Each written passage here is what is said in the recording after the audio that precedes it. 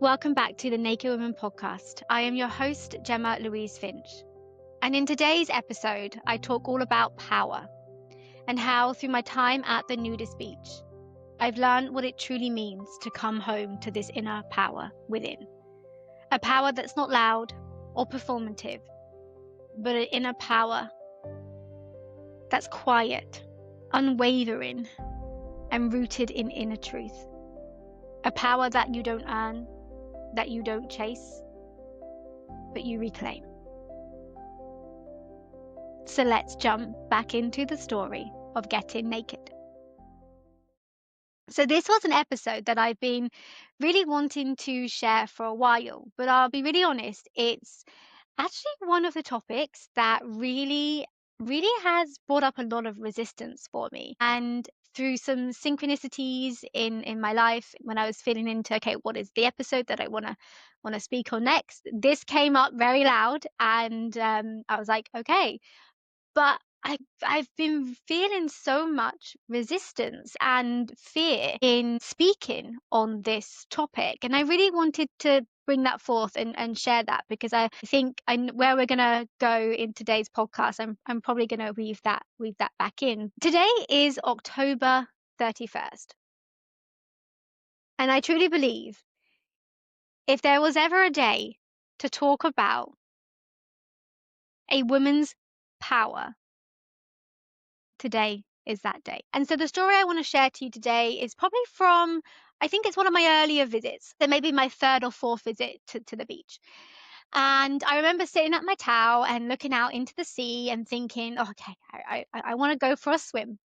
And so I start to get up. And as I get up, I become aware of this gentleman that's like directly in my eye line. And we're a distance apart because he's at the shore of the sea, but he's directly in my walkway, should I say. And I remember thinking, damn, that's annoying, because now I can't get up. And there was something about this gentleman's posture and energy that really bothered me, and it made me feel really uncomfortable. So much so that I remember thinking, well, damn, now I can't get up. I'm going to have to wait until this guy moves on. So that's what I did, and I was sitting there waiting and waiting and waiting, and it got to the point where I was like, why are you not moving? Move, because until you move, I can't go to the sea. And there was just something in the way that he was standing that really bothered me. And I don't know if this is the right term or phrase or word to describe what I mean, but it is almost like meerkatting. That honestly could be wrong. I don't know, that could be wrong.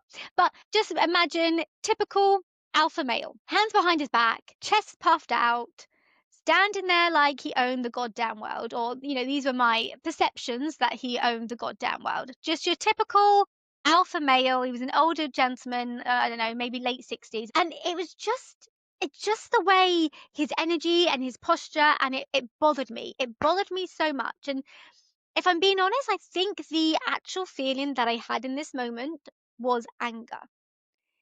And I remember getting so curious as to be why was I feeling so much anger in this moment? And in reflection, I can really remember the story that I was telling myself and the thoughts that I was thinking. And the thoughts were, well, now I can't go into the sea because I feel uncomfortable walking past this gentleman. I don't want him to look at me. Don't feel confident. If anything, I feel like I have no power here. I feel like I'm shrinking in who I am and my energy. And so because of him, I now can't do something that I want to do. And I can remember that so clearly.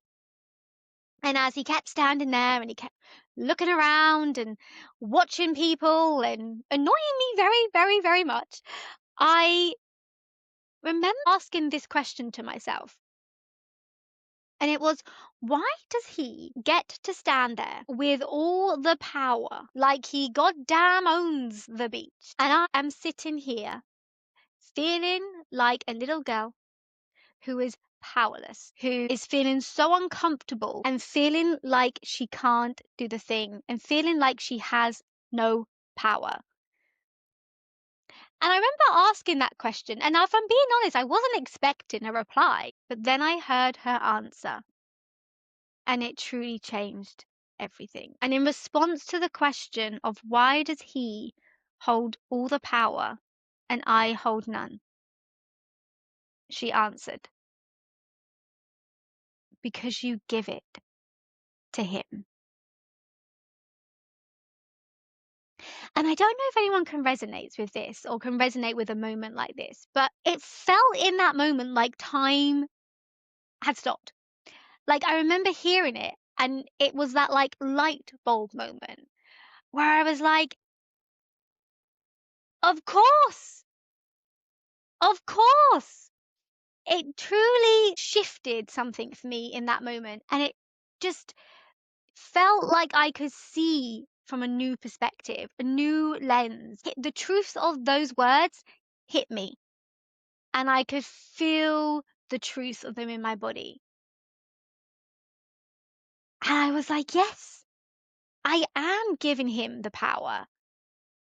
I truly believed up until that point that I was powerless, that I held no power. I was a woman who very much did not know who she was, her own voice, her own values, her own morals, and I truly believed I was powerless. And I could see it so clearly in that moment of I believe he has the power because I give it to him. But here's the thing.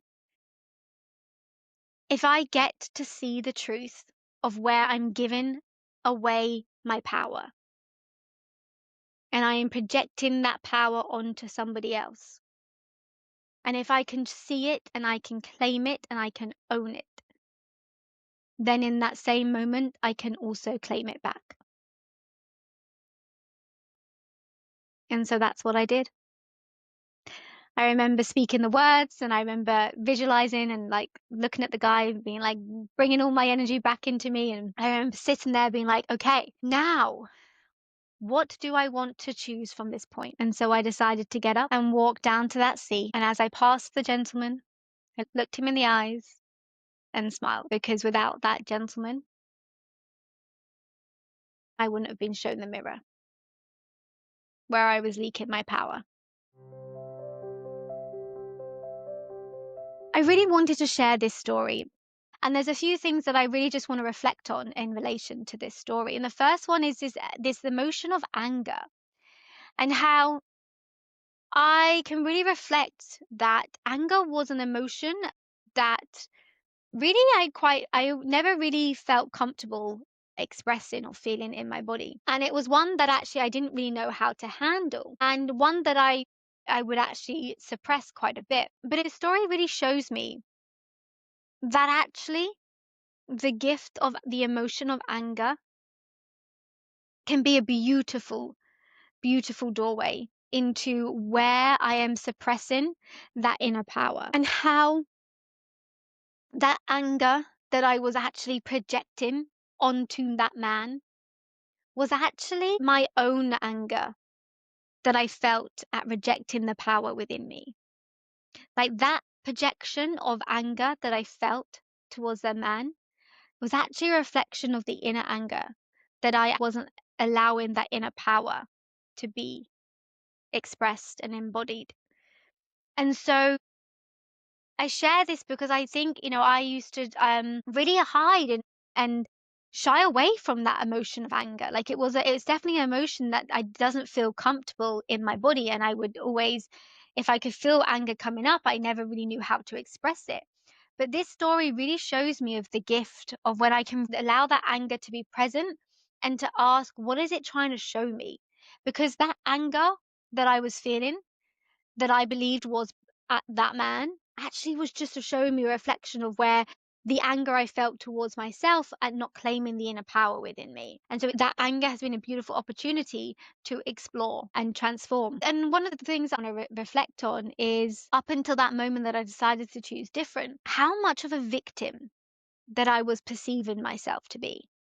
And this is something that I've really noticed in contemplating around this topic of how when we believe that we don't have that inner power and we believe that we are powerless, we inevitably put ourselves in that victim story or that victim mode. And by doing that, we actually make ourselves more powerless because now we feel that we are helpless to change it. And something that's really helped me in move away from this victim mindset is this understanding that the story will never change, but how I get to narrate it does.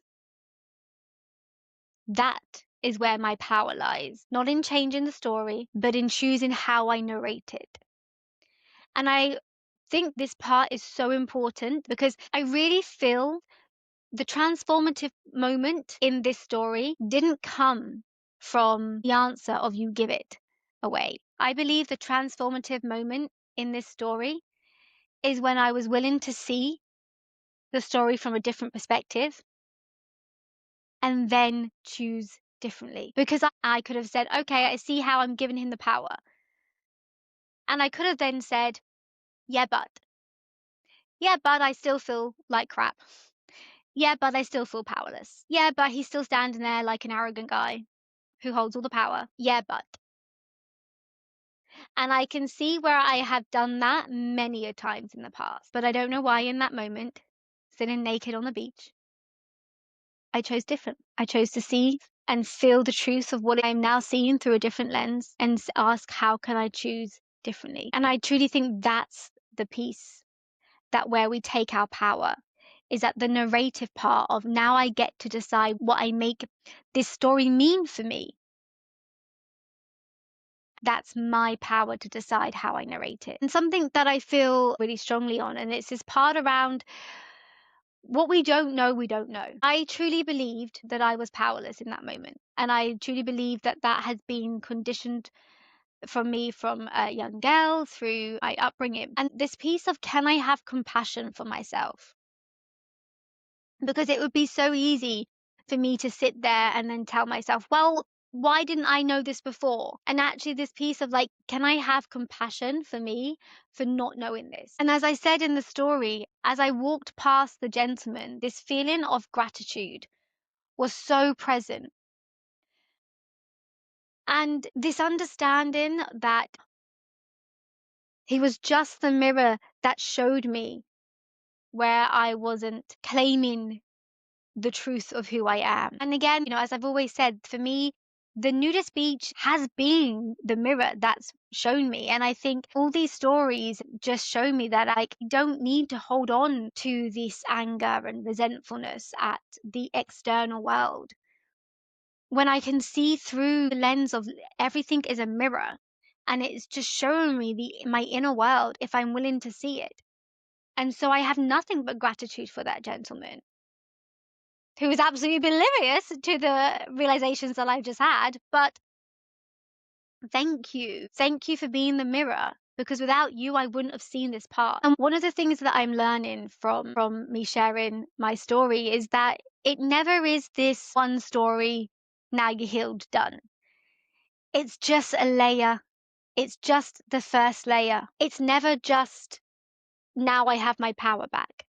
It's a constant evolution of seeing where my power is entangled and where my power is leaking and where I have given that power away. And actually, one of the reasons why I really felt that this episode wanted to come through at this moment in time was actually recently I had a situation come up in my personal life that it again showed me where I was given away that power. And this situation came through a person being a mirror and showing me a part of myself that I wouldn't have been able to see without them as that mirror. And through contemplating that experience with them, I have really been able to see where I had been leaking my power or I had been giving my power away over to that story, and how